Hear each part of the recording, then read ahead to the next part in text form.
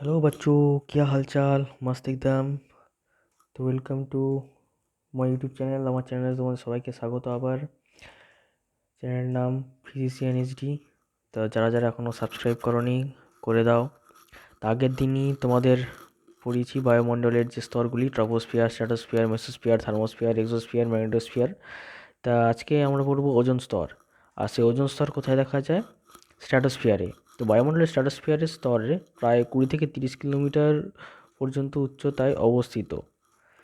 আর এই স্ট্র্যাটোস্ফিয়ারেই 3টে অক্সিজেন পরমাণু দিয়ে গঠিত ওজোন গ্যাসের যে ঘন স্তর থাকে তাকে ওজোন স্তর বা ওজোনোস্ফিয়ার বলে। তো এবার আমরা জানবো ওজোন স্তর কী করে সৃষ্টি হয়।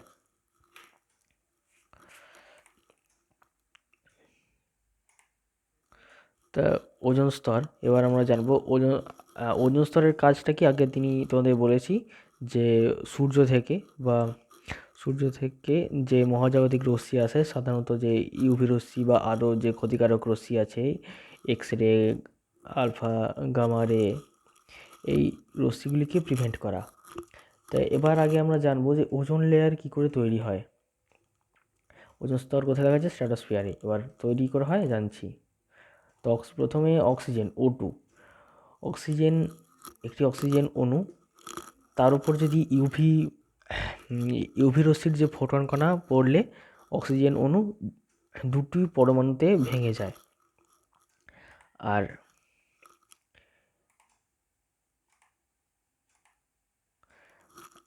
আর এরপরে একটি অক্সিজেন পরমাণু আবার এই অক্সিজেন অণুর সাথে যুক্ত হয়ে O3, মানে ওজোন আর তাপের সৃষ্টি করে।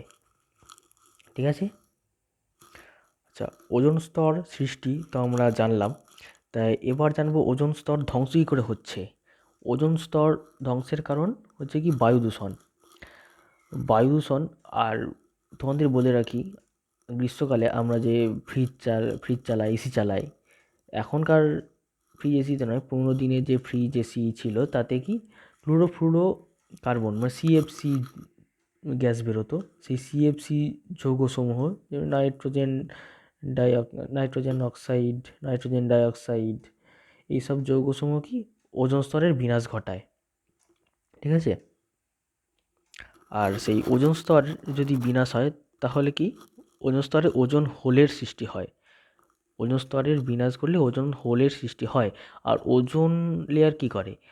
যে সূর্যের যে ক্ষতিকারক রশ্মি, আল্ট্রাভায়োলেট রেডিয়েশন, এক্স রেডিয়েশন, এগুলো সব আটকায়। যদি ওজোন স্তর না থাকে তাহলে এগুলো তো সব পৃথিবীতে চলে আসবে। আর এই যে রশ্মিগুলো যেগুলো ওজোন স্তর আটকায় সেগুলো কিন্তু আমাদের জীবকুলের জন্য খুবই ক্ষতিকর। যেমনি এক্স রেডিয়েশন, ধরো শুধু যে ইউভি রেডিয়েশন আটকায় তা নেই, এক্স রেডিয়েশন কী করে আমরা জানি। অনেকে এক্স রে করতে গিয়ে শুনেছি যে, এক্স রে করতে গিয়ে নয়, এক্স রে নিয়ে পড়েছি যে এক্স রেতে নাকি ক্যান্সার সৃষ্টি হয়। হ্যাঁ, সে হয়, কিন্তু সে তো দূরের কথা। কিন্তু তার থেকেও একটা বড় ডেঞ্জারাস জিনিস, যে এক্স রেতে মূলত ডিএনএর বন্ড ভেঙে দেয়। এর ফলে কি হয়? ধরো তোমার কোনো আত্মীয়, দাদা কিংবা বৌদি যে আছে, অতিরিক্ত রেডিয়েশন খেয়ে নিল, তার ফলে কি ডিএনএর বন্ড ভেঙে গেল। তার ফলে কি হবে? তার যে সন্তান জন্মাবে তার হয়তো একটি হাত থাকবে না, পা থাকবে না, এই রকম সমস্যা দেখা যায়। ঠিক আছে। ডিএনএ মানে জিন নষ্ট করে দেয় যাকে বলে। ঠিক আছে। এক্স রে এতটাই ক্ষতিকর জিনিস। শুধু ক্যান্সার সৃষ্টি হলো সে তো অনেক পরের কথা, অনেক বুড়ো বয়সে গিয়ে হবে, কিংবা নাও হতে পারে, হয়তো অনেক পরের কথা, আর খুবই কম চান্স। তো এবার আমরা কী করবো, ওজোন স্তর কী করে ধ্বংস হচ্ছে। তো ওজোন স্তর ধ্বংস এই এয়ার পলিউশনের দ্বারা, বায়ু দূষণ, ওজোন হোলের সৃষ্টি হয়। তা প্রথমে কি হয়? নাই নাইট্রোজেন নাইট্রাস অক্সাইড থেকে ওজোনের বিক্রিয়ায় কি নাইট্রোজেন ডাইঅক্সাইড আর অক্সিজেন তৈরি হয়। সেই অক্সিজেনে আবার ইউভি রশ্মি পড়লে দুটো অক্সিজেন পরমাণু বা দুটো অক্সিজেন পরমাণুতে ভেঙে যায়। তাহলে তারপরে কি নাইট্রোজেন ডাইঅক্সাইডের সাথে আবার অক্সিজেনের বিক্রিয়ায় নাইট্রাস অক্সাইড আবার অক্সিজেন তৈরি হয়। আচ্ছা, এটা তো আমরা জানলাম। এবার নাইট্রোজেন দ্বারা কীভাবে হচ্ছে। এবার আমরা জানবো যে ওজোন স্তর ধ্বংসে ক্লোরোফ্লুরোকার্বনের ভূমিকা কী। ওজোন স্তর ধ্বংসে ক্লোরোফ্লুরোকার্বনের ভূমিকা, তোমাদের এটা এবার এঁকে দেখাচ্ছি।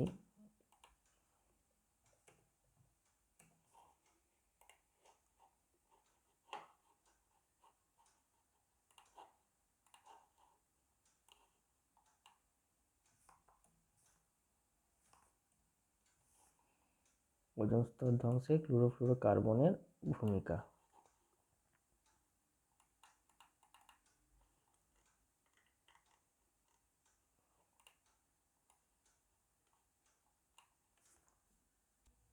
তা ক্লোরোফ্লুরোকার্বনের ভূমিকা আমরা দেখছি। তা ক্লোরোফ্লুরোকার্বন যেটাকে বায়ুতে এরা কি নিষ্ক্রিয় বা বিষহীন অবস্থায় থাকে, অদাহ্য স্থায়ী যৌগ।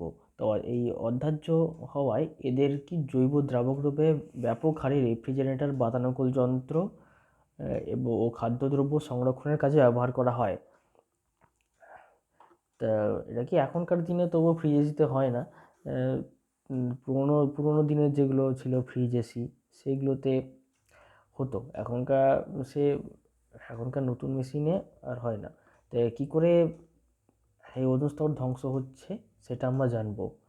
তো কি CFCl3 এর উপরে যদি ইউভি রশ্মি পড়ে,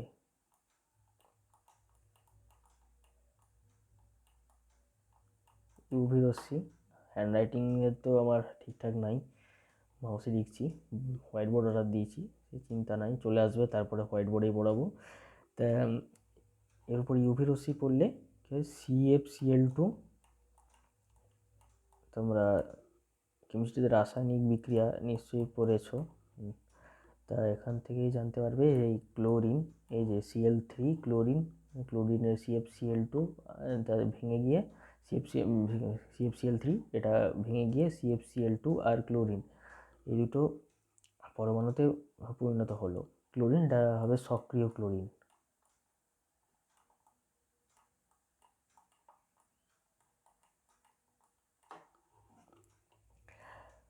আবার এই CFCl2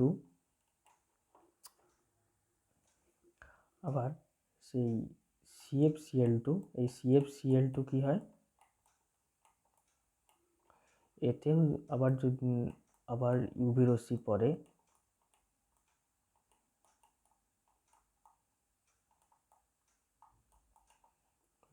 পড়লে কি হয়, আবার ক্লোরিন পরমাণু দুটো ভেঙে যায়।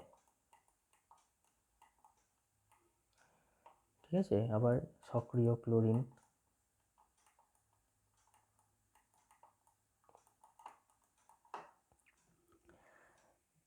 আর এই ক্লোরিন এবার কি হয়, ক্লোরিনের সাথে অক্সিজেন, এই ওজোন স্তরের বিক্রিয়া হয়। ওজোন স্তরের এই ক্লোরিনের সাথে ওজোন স্তরের বিক্রিয়ার ফলে কি হয়,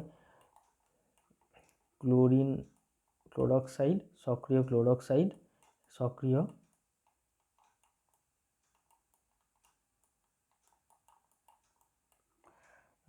আর অক্সিজেন তৈরি হয়। ঠিক আছে, এবার বুঝতে পারলে আশা করি।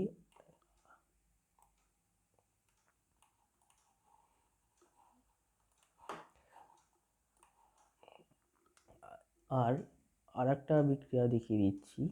ক্লোরোক্সাইড, এই যে ক্লোরোক্সাইড, সক্রিয় ক্লোরোক্সাইড তৈরি হলো, তো ক্লোরোক্সাইডের সাথে আবার ওজোন স্তরের বিক্রিয়া হয়। সেই ওজোন স্তরের সাথে বিক্রিয়া হয়ে কী হয়, ক্লোরিন, সক্রিয় ক্লোরিন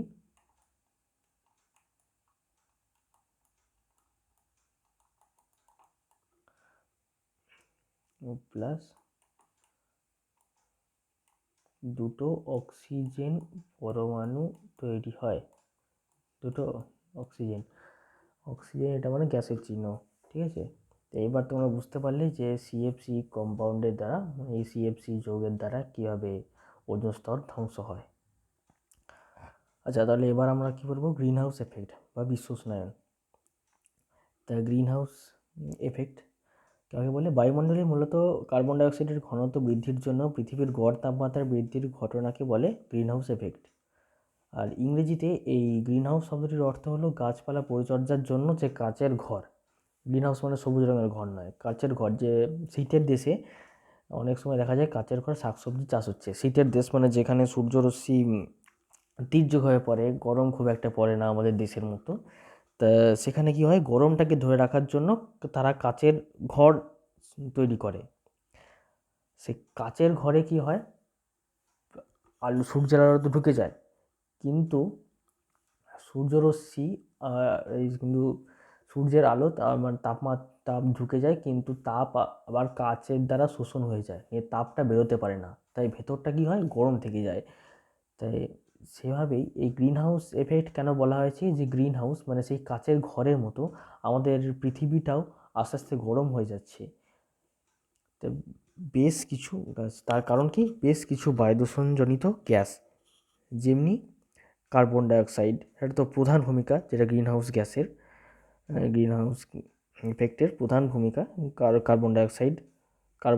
এছাড়াও আছে জলীয় বাষ্প, methane, chlorofluorocarbon, nitrous oxide, nitrogen dioxide বায়ুমণ্ডলে গ্রিন হাউসের প্রভাব সৃষ্টি করে। এইগুলো কি, দিনের বেলায় যে সূর্যরশ্মি আসছে, আমরা তো জানি, ভূগোলে পড়েছি, এর আগের ক্লাসে কিংবা ছোটো ক্লাসে পড়েছি যে দিনের বেলায় কি হয়, সূর্যরশ্মি পৃথিবীতে আসে, তাপ শোষণ হয়, আর রাতের বেলায় সেই তাপ পৃথিবী বিকিরণ করে দেয়। কিন্তু রাতের বেলায় সেই তাপ পৃথিবী বিকিরণ করে দেয়, মানে ফেরত পাঠিয়ে দেয়। তাতে এবার গ্রিন হাউস এফেক্ট মানে গ্রিন হাউসের যে গ্যাসগুলো আমরা জানলাম, কার্বন ডাইঅক্সাইড, জলীয় বাষ্প, মিথেন, এগুলো কি হয়, সেই তাপটাকে শোষণ করে দেয়। এর ফলে কি হয়, রাতের বেলা ঠিক ঠান্ডা হতে পারে না। সেই গ্রিন হাউস গ্যাস এটা কিন্তু সেই বিশ্ব উষ্ণায়নের একটি প্রধান কারণ। ঠিক আছে, এবার গ্লোবাল ওয়ার্মিং আর গ্লোবাল ওয়ার্মিং বা পৃথিবীর উষ্ণতা বেশি। গ্রিন হাউসের প্রভাবে পৃথিবীর গড় তাপমাত্রা বিগত কয়েক শতাব্দী ধরে বেড়ে চলেছে। যেমন 1850 থেকে 1900 খ্রিস্টাব্দের মধ্যে বায়ুমণ্ডলের গড় তাপমাত্রা বেড়েছে 0.5 ডিগ্রি সেন্টিগ্রেড। এই সারা বিশ্বে জুড়েই তাই হচ্ছে, উষ্ণতা ধীরে ধীরে বৃদ্ধি পাচ্ছে। এর ফলে কি, ক্রমবর্ধমান অবস্থাকে এইভাবে ক্রমবর্ধমান উষ্ণতা বৃদ্ধি, এটা কি বলে, গ্লোবাল ওয়ার্মিং। তো গ্রিন হাউস প্রভাব ও গ্লোবাল ওয়ার্মিংয়ের ফলাফল, এর ফলে কি হচ্ছে, পৃথিবীর গড় উষ্ণতা বৃদ্ধি পেলে মেরু অঞ্চলে জমে থাকা বরফ আরও বেশি করে গলে যাবে। তাহলে মেরু অঞ্চলের বরফ যদি বেশি করে গলে যায়, তাহলে কি হবে, যে নর্থ পোলে যে পোলার বিয়ার থাকে, মেরু ভাল্লুক, আর সাউথ পোলে অ্যান্টার্কটিকায় পেঙ্গুইন, আমরা সবাই পড়েছি ভূগোলে, তাদের কি সেগুলো আস্তে আস্তে বিলুপ্ত হয়ে যাবে। আর একটা কী প্রভাব হবে, বরফ গলা জল সমুদ্রের জলে যুক্ত হয়ে সমুদ্রপৃষ্ঠের জলতলের উচ্চতা বৃদ্ধি করবে। তাহলে আমরা বেশ কয়েকদিন ধরে শুনছি যে কলকাতা সেটা নাকি জলের তলায় ডুবে যাবে, জলের তলায় চলে যাবে। তার মানে কি, সমুদ্রের আদৌ হবে কি না জানি না, কলকাতা আদৌ জলের তলে যাবে না উপরেই থাকবে, তবে অনেকেই বলে, অনেক জায়গাতেই শুনছি। আসল ব্যাপারটা হচ্ছে কি, সমুদ্রতলের উচ্চতা আস্তে আস্তে বেড়ে যাচ্ছে এই মরু অঞ্চলের বরফ গলে যাওয়ার জন্য। আর কলকাতা কি, সেই তো সমুদ্রের অনেকটা কাছে, একেবারে কাছে না, অনেকটা কাছে। যদি জলতল বেড়ে যায়, তাহলে হতেও পারে যে কলকাতা ডুবে গেল বা কিছু হলো, দীঘা ডুবে গেল। তাহলে কি, মোট কথা কি, সমুদ্রের জলতল বেড়ে যায়। আর কি, সমুদ্রপৃষ্ঠের জলতল বাড়ার জন্য উপকূলে নিচু জমি জলমগ্ন হবে। ভারত, বাংলাদেশ, মালদ্বীপ প্রভৃতি দেশের কিছু অংশ জলে ডুবে যাবে। যেমনি সুন্দরবন, এটা অনেকটা চান্স আছে জলে ডুবে যাওয়ার। আর উষ্ণতা বৃদ্ধির ফলে কি, দাবানলের দ্বারা বনভূমি নষ্ট হবে। এটা অতটা ইম্পর্টেন্ট কারণ নয় যে দাবানলের জন্য বনভূমি নষ্ট হয়ে যাবে। কারণ কি, তাপমাত্রা যদি বাড়ে, তাহলে কি আগুনটা চট করে ছড়িয়ে পড়বে, তার জন্যই। ঠিক আছে, আবার গ্রিনহাউস গ্যাস নির্গমন হ্রাসে কার্যকরী এবং দৈনন্দিন জীবনে রূপায়িত করা সম্ভব এমন কিছু উপায়, তোমাদের উপায় কিছু বলে দিচ্ছি যার দ্বারা এই গ্রিনহাউস এফেক্ট তোমরা রোধ করতে পারবে। কি আমাদের মানে এটা আমাদের সবাইকেই করা উচিত যে জীবাশ্ম জ্বালানির ব্যবহার কমালে কার্বন ডাই অক্সাইডের উৎপাদন হ্রাস পাবে, সেই দিকে লক্ষ্য রেখেই অপ্রচলিত বা পুনর্নবীকরণযোগ্য শক্তির ব্যবহারে আরও বেশি উদ্যোগী হতে হবে। যেমনি পেট্রোলের গাড়ি, এখন দেখবে ইলেকট্রিক বাইক বেরিয়ে গেছে, ইলেকট্রিক স্কুটার, তাই তাতে কি আর পেট্রোলের গাড়ির মতো অত ধোঁয়া বেরোয় না, এর ফলে দূষণ কিছুটা কমবে। কিংবা সবচেয়ে ভালো হয় যদি সাইকেল চালানো, তাহলে শরীরও ঠিক থাকবে আর এদিকে দূষণও হবে না। ঠিক আছে, তাহলে কি করতে হবে, প্রথমে CO2 এর উৎপাদন হ্রাস করতে হবে জীবাশ্ম জ্বালানি ব্যবহারের, মানে বায়োফুয়েল ইউজ করা যাবে না, বায়োফুয়েল কি ইউজ কমাতে হবে। আর এরপর কি গ্রিনহাউস প্রভাবকে হ্রাস করার জন্য বনভূমি একটি মুখ্য ভূমিকা পালন করে, তাই বনভূমি সংরক্ষণে যথেষ্ট নজর দিতে হবে। আর বনভূমি সংরক্ষণ, এটা তো 1 নম্বর পয়েন্ট গেল, বায়োফুয়েলের ব্যবহার কমাতে হবে। আর 2 নম্বর পয়েন্ট কি, বনভূমি সংরক্ষণ, যত পারো গাছ কম কাটার চেষ্টা করো, এটা সবারই প্রয়োজন যে গাছ যাতে অকারণে না কাটা হয়। কিংবা সবচেয়ে ভালো হয় যদি প্রয়োজন হতো অনেক গাছ আমাদের কাটতে হয় রাস্তা চওড়া করার জন্য, বাড়ি ঘর তৈরি করার জন্য হয়, তাহলে কি তার জন্য কি একটি গাছ একটি প্রাণ, এটাকে মেনে চলতে হবে। মানে একটি গাছ, কেবল একটি প্রাণ মেনে চললে চলবে না, যে একটি গাছ ধরো কাটা পড়লো বড় গাছ, তার জন্য আমাকে 5টা গাছ লাগাতে হবে। তাই হবে কি, তাহলে 2 নম্বর পয়েন্টটা কি হলো, গ্রিনহাউস প্রভাবকে হ্রাস করার জন্য বনভূমি মুখ্য ভূমিকা পালন করে, তার মানে গাছপালা লাগাতে হবে, বনভূমি বনভূমি বাঁচানো, বনভূমি রক্ষা।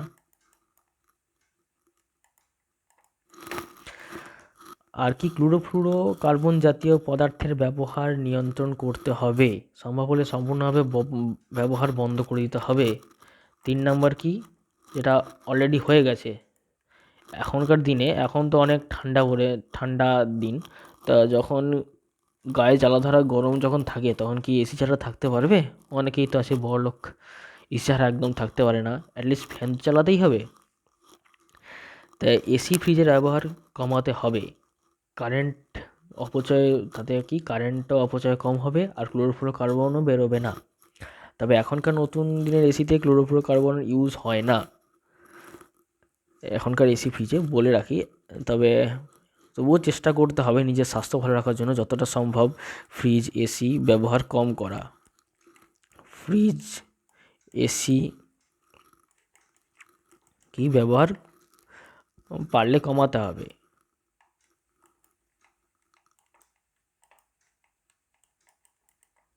ব্যবহার কমাতে হবে।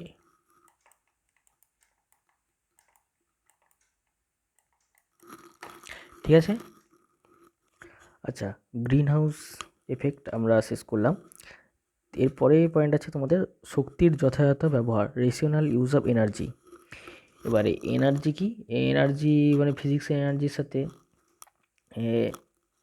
এনার্জি মানে কি বলবো, মানে তোমরা ধরো গাড়ি ঘোড়া চলছে, ঘরে লাইট ফ্যান চলছে, তাহলে এই যে এনার্জিটা, সেই এনার্জিটার ব্যবহারের কথা এখানে বলা হয়েছে। তা সেই এনার্জি আসে কোথা থেকে, গাড়ি ঘোড়া চলছে, পেট্রোল, জীবাশ্ম জ্বালানি, তোমাদের ঘরে যে লাইট ফ্যান চলছে, কারেন্ট কী করে তৈরি হচ্ছে, বেশিরভাগ বেশিরভাগ জায়গাতেই কি তাপবিদ্যুৎ, অর্থাৎ কয়লা পুড়িয়ে সেখান থেকে স্টিম তৈরি করে বিদ্যুৎ তৈরি করা হচ্ছে, টারবাইন ঘুরে বিদ্যুৎ তৈরি করা হচ্ছে, অথবা জলবিদ্যুৎ, বায়ুবিদ্যুৎ, সৌরবিদ্যুৎ, এগুলো ব্যবহার করা হয়।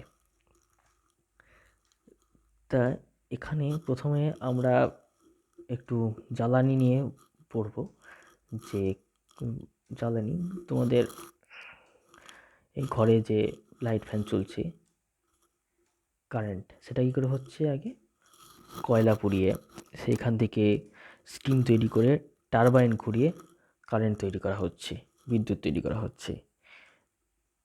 তাহলে এবার কয়লারও কিন্তু অনেক ধরনের ভাগ আছে।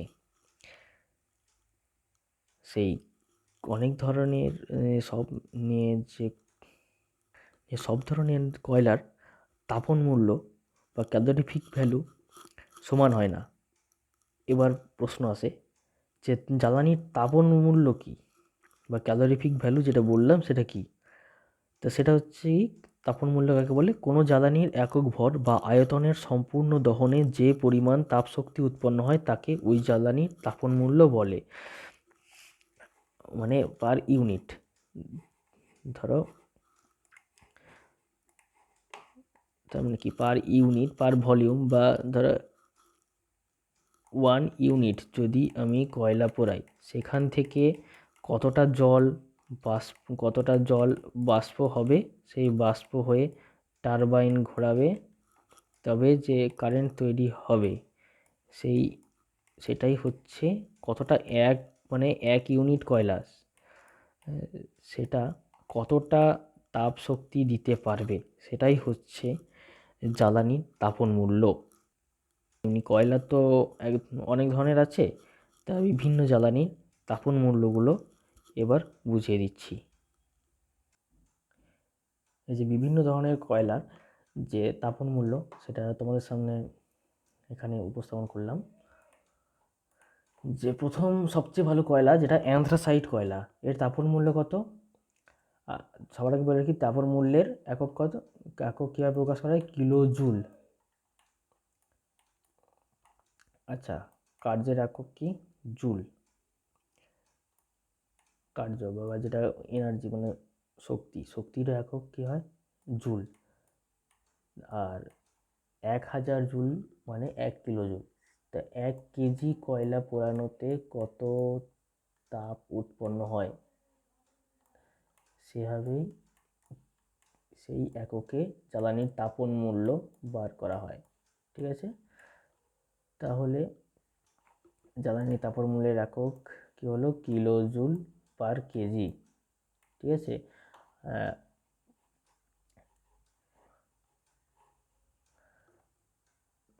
জ্বালানি তাপন মূল্য তাহলে কিলো জুল পার কেজি।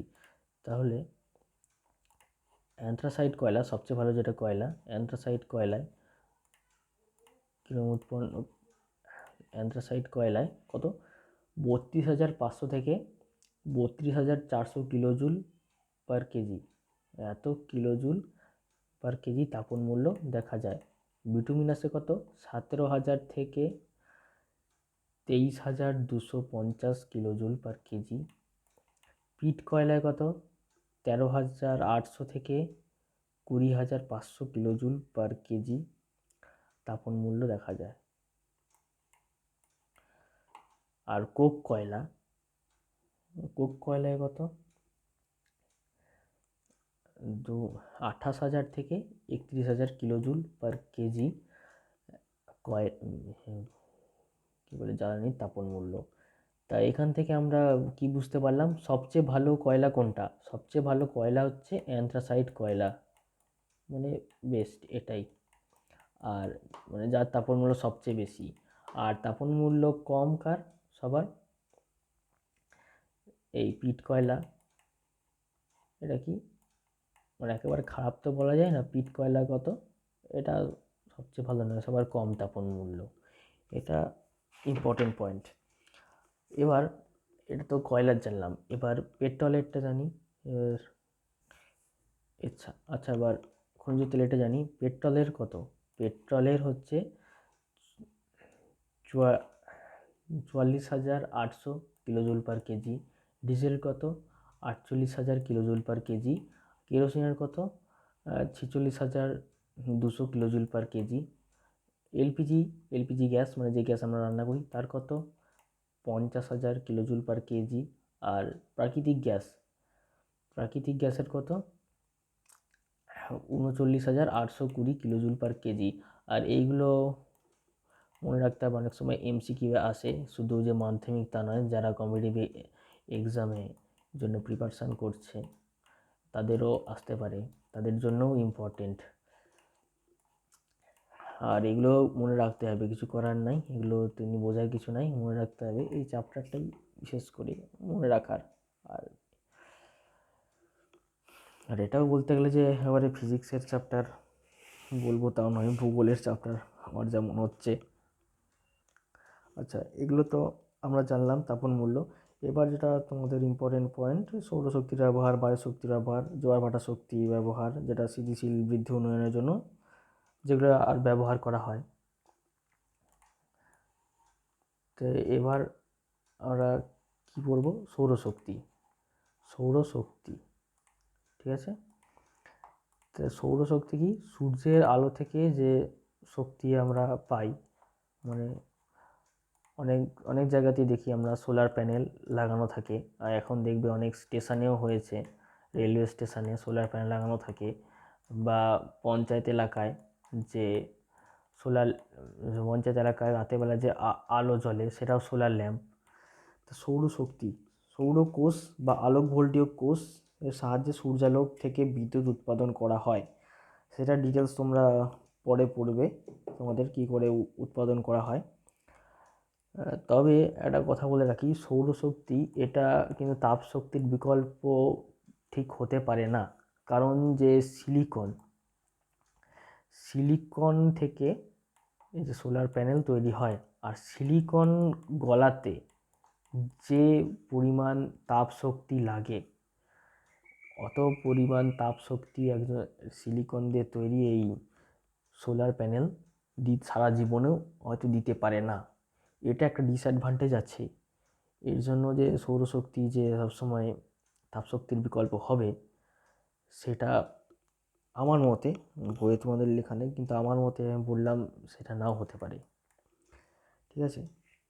আর কি, সৌরশক্তি কাজে লাগিয়ে শীতপ্রধান দেশে ঘর গরম রাখা হয়। আর সৌরশক্তিকে কাজে লাগিয়ে সোলার হিটার ব্যবহার করা হয়, যা ঘর গরম রাখতে, জল গরম করতে সাহায্য করে। আর শুধু তো তাই নয়, আর অনেক এবার দেখবে যে পাওয়ার ব্যাঙ্ক বেরিয়েছে, solar power bank. Power bank মোবাইলের চার্জ দেবে, আর এখানে সোলার প্যানেল লাগানো থাকবে, আর এখানে থাকবে ইউএসবির কর্ড, ইউএসবি কেবিল গোজার জায়গা। এখান থেকে কী হবে,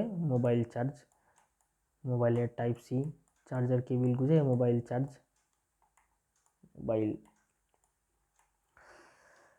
এ হচ্ছে সৌরশক্তির ব্যবহার। এরপরে কি, বায়ু শক্তি।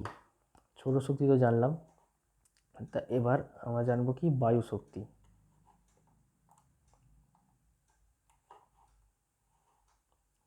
বায়ু শক্তি,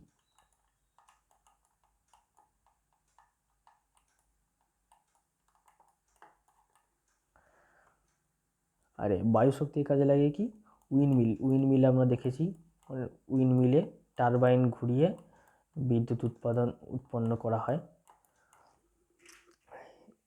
আর আর কি, বায়ুশক্তির সাহায্যে উৎপন্ন বিদ্যুৎ গম পেশাই করতে, জলসেচ করতে, জল তুলার কাজে ব্যবহার করা হয়। তেমন হয় না, মানে এটা তো সব জায়গায় করা সম্ভব নয়। যে জায়গায় বেশি হাওয়া দেয়, সে খুব বায়ুপ্রবাহ হয় সমুদ্রের ধারে কিংবা সেরকম জায়গায়, সেখানেই এই বায়ুশক্তি ব্যবহার করা যাবে। আর একটা হচ্ছে কি, জোয়ার ভাটা শক্তি। জোয়ার মানে জোয়ার বাজার আগে নয়, সমুদ্রের জল ওঠে নামে সেই জোয়ার ভাটা।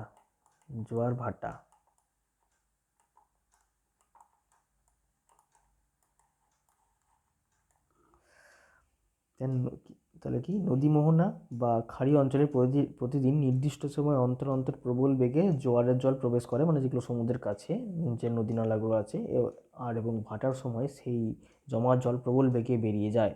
জলস্রোতের এই গতিবেগে কাজে লাগিয়ে টারবাইন ঘুরিয়ে বিদ্যুৎ উৎপাদন করা হয়। মনে রাখা খুবই সহজ। আর এই বিদ্যুৎ শক্তি বিভিন্নভাবে কাজে লাগানো হয়। বিদ্যুৎ শক্তি যেমনভাবে যে কাজে লাগাতে পারবে। তাছাড়াও আর একটা আছে ভূতাপীয় শক্তি, যে আমরা তো জানি পৃথিবীর অভ্যন্তর গরম গরম লাভা ম্যাগমা দ্বারা গঠিত, সেই শক্তিকে কাজে লাগিয়েও বিদ্যুৎ উৎপাদন করা হয়। কেউ কি বক্রেশ্বর ধাম গেছো?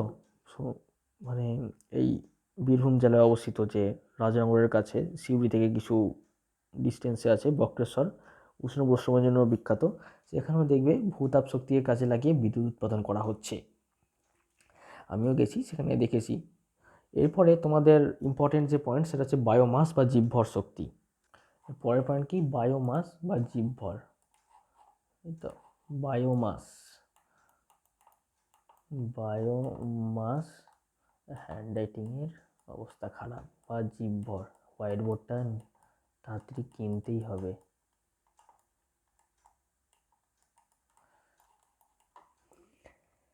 হ্যাঁ, কি এটা কিন্তু ইম্পর্টেন্ট পয়েন্ট, ভালো করে শুনে রাখো। বায়োমাস বা জীবভর বলতে বোঝায় কোনো নির্দিষ্ট অঞ্চলের জীবের মোট ভর বা জীবভরের মধ্যে সৌরশক্তি রাসায়নিক শক্তিরূপে অবস্থান করে।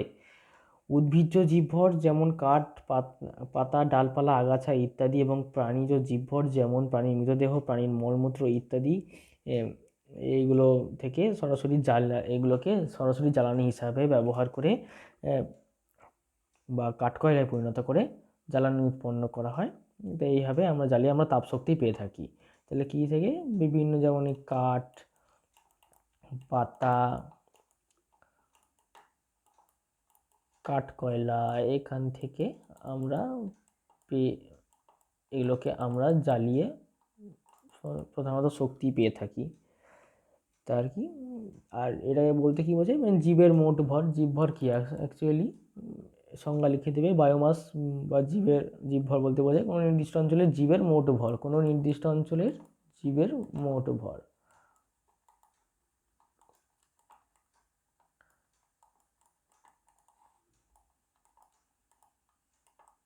নির্দিষ্ট অঞ্চলের জীবের মোট ভর।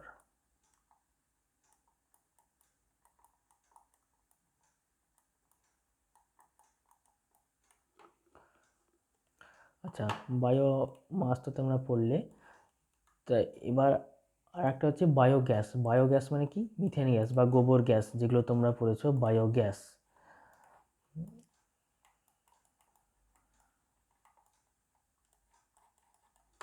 বায়োগ্যাস, বায়োগ্যাস কি? বিভিন্ন জৈব পদার্থ বা জীবভর, যেমনি মানুষ ও বিভিন্ন পশু পাখির মলমূত্র, প্রধানত গোবর, যেটা বললাম গোবর, শাকসবজির খোসা, কচুরিপানা, ফলের খোসা, ছিবড়া, মানে যে আবর্জনাগুলো, যে ওয়েট, যেগুলো ওয়েট গার্বেজ, মানে যেগুলো পচবে সেই জিনিসগুলো, প্লাস্টিক নয়, খামারজাত বর্জ্য, কৃষিজাত বর্জ্য ইত্যাদি আবর্জনাকে বিশেষ অক্ষে মিথানোজেনিক ব্যাকটেরিয়ার সাহায্যে পচিয়ে মিথেন গ্যাস উৎপন্ন করা হয়। সেগুলো কি?